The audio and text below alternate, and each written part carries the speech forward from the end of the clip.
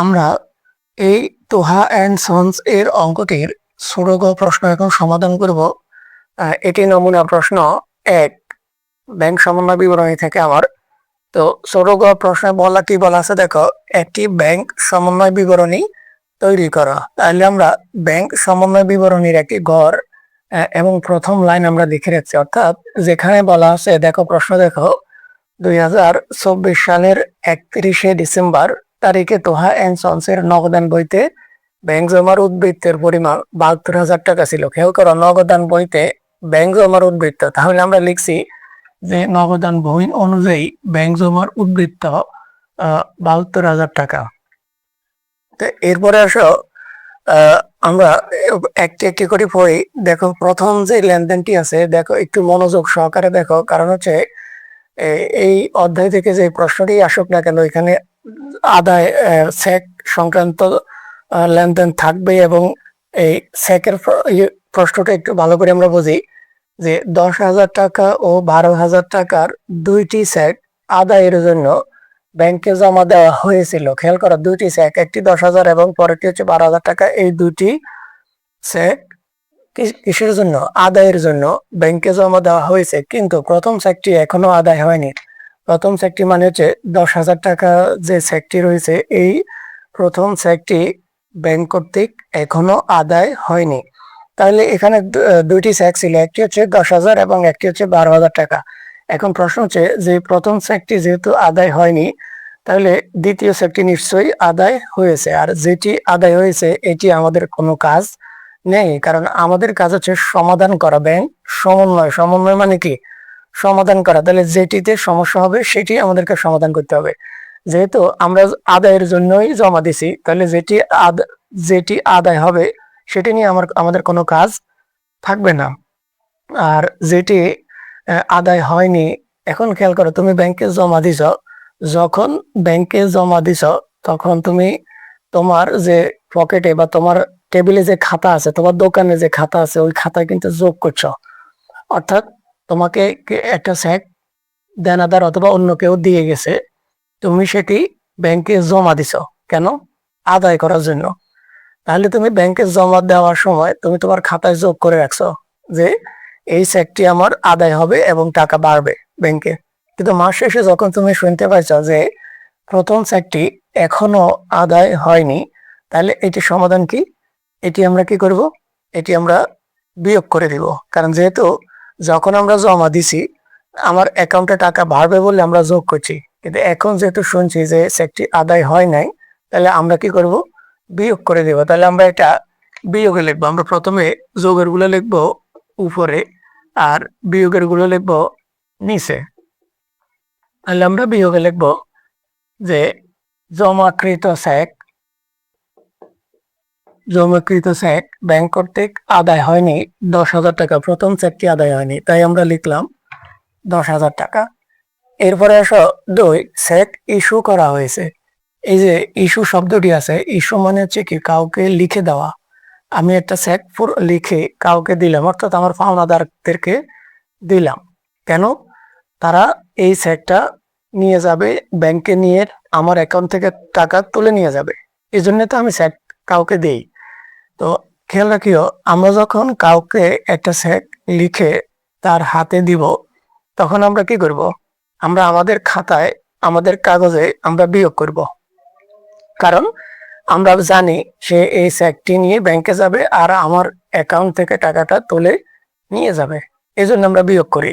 হ্যাঁ, এখন কিন্তু বাঙানো হয়নি। খেয়াল করো, চেক ইস্যু করা হয়েছে, অর্থাৎ চেক কাউকে দেওয়া হয়েছে, কিন্তু বাঙানো হয়নি। মানে কি? এটি ব্যাংকে বাঙানো হয়নি বা ব্যাংক থেকে এই চেক দ্বারা কোনো টাকা তুলে নেওয়া হয়নি। তাই আমরা কি করবো? যখন আমরা চেকটা দিছি তখন আমরা কিন্তু নিশ্চয়ই বিয়োগ করছি, যেহেতু সে নিয়ে যাবে আমরা মনে করি।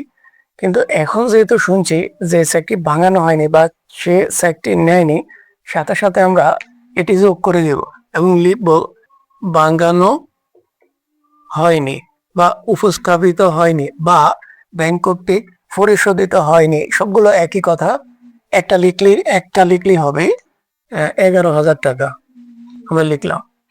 এরপরে আমরা 4 নম্বরে দেখি দেনাদার কর্তৃক সরাসরি ব্যাংকে জমা। একজন দেনাদার যদি তোমার অ্যাকাউন্টে সরাসরি জমা দিয়ে দেয়, তুমি জানো না, কিন্তু যখন তুমি ব্যাংকে গেছো শুনছো যে একজন দেনাদার তোমার অ্যাকাউন্টে টাকা জমা দিছে, তখন নিশ্চয়ই তোমার অ্যাকাউন্টে টাকা বাড়ছে, তুমি কি করবা? বাড়াইবা। যে দেনাদার কর্তৃক সরাসরি ব্যাংকে জমা, সরাসরি জমা 3,000 টাকা, আমরা লিখলাম 3,000 টাকা।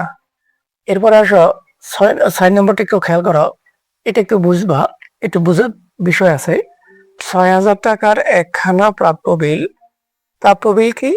যে তুমি কারো কাছে কি করছো, যখন বাকিতে পণ্য বিক্রয় করো লিখিত আকারে, তখন সেটির নাম হয় প্রাপ্য বিল, এবং ওই বিলে লেখা থাকে যে তুমি এই টাকাটা, তোমার এই টাকাটা যে যার কাছে মালগুলো বিক্রি করছো সে তোমাকে একটা প্রাপ্য বিল দেয়। এই প্রাপ্য বিলে লেখা থাকে যে সে তোমাকে কবে, কত তারিখের ভিতরে বা কত তারিখে এই টাকাটি তোমাকে দিবে। এবং এই প্রাপ্য বিল এটি একটি কি বলা যায়, আইনানুগ বিল। কারণ তো এই 6,000 টাকার একটা বিল 5,700 টাকায় ব্যাংকে পাঠায় করা হলেও নগদান বইতে পূর্ণ মূল্যে লিপিবদ্ধ হয়েছে। এক্ষেত্রে একটু ঘৃণা করো, তোমার একটা 6,000 টাকার একটা প্রাপ্য বিল তোমার হাতে আছে, একটা কাগজ, যে কেউ তোমাকে লিখিত দিছে, তোমার কাস্টমার যার কাছে তুমি মাল বিক্রি করছো সে তোমাকে এই 6,000 টাকার একটা লিখিত কাগজ দিল যে আমি এত তারিখের ভিতর এত তারিখে আপনার টাকাটা পৌঁছাই দিব, যদি না না পৌঁছাইতে পারি আমার বিরুদ্ধে আইনানুগ ব্যবস্থা নেওয়া হবে, মনে করো। এখন এই টাকাটা তুমি ধরো সে 1 মাস পরে ডেট দিছে লিখছে, এখন শিওর তুমি 1 মাস পরে এই টাকাটা পাইবা, কিন্তু তোমার টাকাটা এখনই দরকার। তাহলে তুমি কি করতে পারো, তুমি এই কাগজটা নিয়ে, এই বিলটা নিয়ে ব্যাংকে যাইতে পারো যে আমার এই 6,000 টাকার বিলটা আপনি রাখেন, আমাকে 5,700 টাকা দিলেই হবে, 300 টাকা আপনার, অর্থাৎ আপনি 1 মাস পরে এই লোক থেকে আপনি 6,000 টাকা নিয়ে যাবেন, আর এই মুহূর্তে আমাকে 5,700 টাকা দিবেন। তাহলে আমাকে যদি এখন সে 5,700 টাকা দেয়, আর সে যদি 1 মাস পরে ওই লোক থেকে এই বিলের 6,000 টাকা তুলে নেয়, তাহলে তার 300 টাকা লাভ হবে, এটা কথা ছিল। তাহলে আমরা কি করলাম, 6,000 টাকার বিলটা দিয়ে আসলাম, 5,700 টাকা আমি বুঝে আসলাম, নিয়ে আসলাম।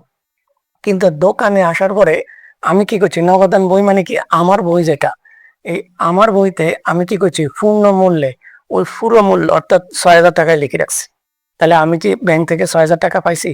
না, আমি তো 6,000 টাকার বিল দিছি, আমি পাইছি 5,700, কিন্তু আমি আমার খাতায় 6,000 টাকা লেখার কারণে বেশি লিখে পেয়েছি।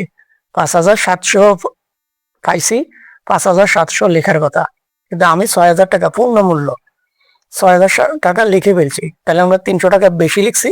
সমাধান হচ্ছে এই 300 টাকা বিয়োগে লিখলে সমাধান হয়ে যাবে।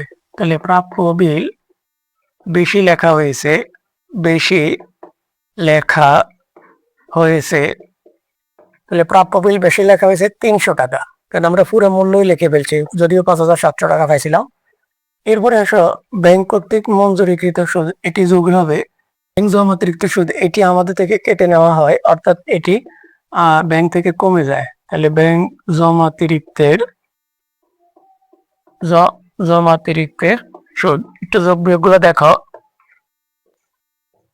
এখানে 11, 3, 2, তাহলে 16,000 টাকা। আমাদের উপরে ব্যালেন্স আছে 72, তাহলে 72 আর 16 হচ্ছে 88,000 টাকা। এই 88,000 টাকা থেকে 10 আমরা ব্যাংক জমাতিরিক্ত সুদ লিখে নেই 700 টাকা।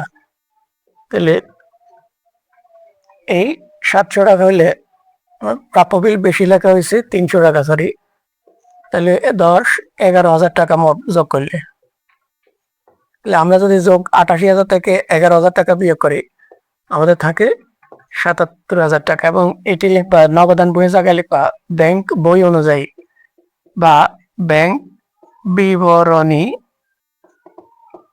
অনুযায়ী ব্যাংক জমার উদ্বৃত্ত, ব্যাংক জমার উদ্বৃত্ত। এই হইলো আমাদের গ প্রশ্নের উত্তর।